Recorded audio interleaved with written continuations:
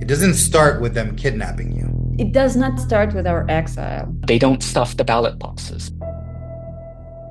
It starts with the government making hints. It starts with overcomplicated red tape. With the law. With retribution. Fake narratives and financial attacks. Democracy and rule of law is more fragile than Americans think. Russia was banning writers, but I was thinking like, I'm not writing books.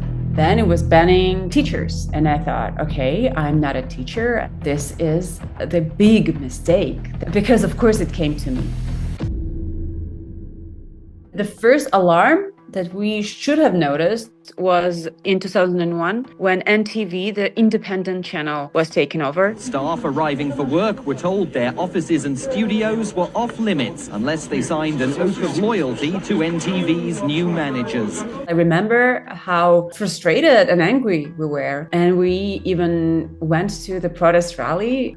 But then it was cold and we had so many other independent TV channels, so we just went home and forgot about that. My uncle, who until recently was Prime Minister of Singapore, had this pattern of using police investigations and criminal prosecutions to dispose of or exile his opponents. There have been malicious prosecutions against two leaders of different opposition parties. The Sandinista dictatorship in Nicaragua sees nonprofits as a threat, including mine. We are focused on pro-democracy work, and that was unacceptable to the dictatorship. In Hungary, the elimination of gender studies was the first step towards the restriction of academic freedom. When it would be too obvious to prosecute someone for being an enemy of the state, you have to make something else up. They came after us with the excuse that we had not submitted our financial reports. They didn't give us an opportunity to appeal. I posted a private Facebook comment to my friends only, and the Singapore government went after me with a criminal prosecution. Attorney General's Chambers has asked the High Court to fine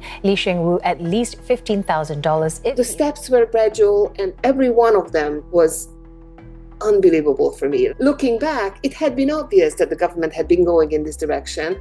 The little speech here and the half a sentence there. We have to revitalize our churches, our families, our universities. I always thought, no way, they cannot cross that line, until 2020, when the Hungarian government forced my university to leave the country. Vladimir Putin, he always has these legal steps first. Russian President Vladimir Putin has signed two controversial security bills into law. And then he does what he wants. Would designate certain journalists and bloggers as foreign agents. He was testing the society. Would it be okay for them if I shut down just one channel and then maybe one radio station, one newspaper, one magazine? Our nonprofit was one of the first to be canceled by the Ortega regime.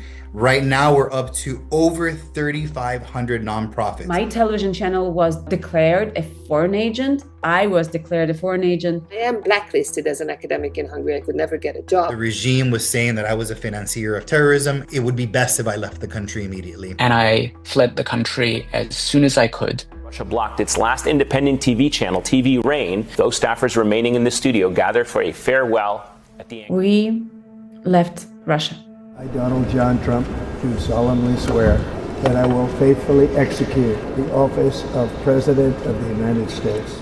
If you're used to living in a democratic society, you don't expect that a government could just go ahead and close a university. I will fire the radical left accreditors that have allowed our colleges to become dominated by Marxist maniacs and lunatics. Right now, there is no independent media outlets in Russia, no freedom of speech. ABC, they're the most dishonest, in my opinion, the most dishonest news organization. My uncle had taken his own personal lawyer and made that lawyer Attorney General. President-elect Trump's new pick for Attorney General, Pam Bondi. She was also on Trump's legal team during his first impeachment trial. I call my Attorney General, I say, listen, indict him. Well, he hasn't done anything wrong that we know of. I don't know, indict him on income tax evasion. You'll figure it out. I wish that I would have paid more attention to those flashes of authoritarianism. We ignored it because the economy was going really, really well. I should have known. I'm a sociologist. And I blame myself. You want to think it's not happening because otherwise you might have to do something. Take your finances out of the country. Try not to have a physical office space. They will seize all of your assets. It is better